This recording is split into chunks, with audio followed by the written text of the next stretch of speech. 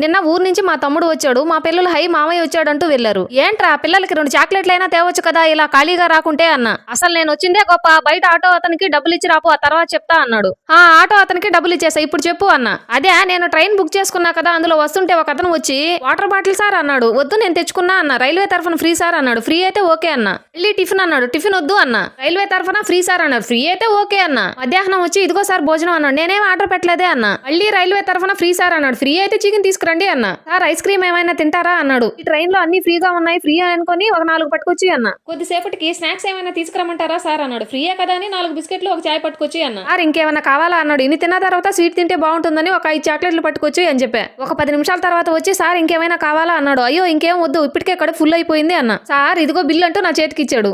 Bill ఏంటి, అన్ని free అన్నావు కదా సార్. మా దగ్గర టిఫిన్ భోజనమే free, chicken ice cream tea బిస్కెట్లు చాక్లెట్లు ఇవి కాదు సార్. సరే బిల్ అంతా 2000 సార్. ట్రైన్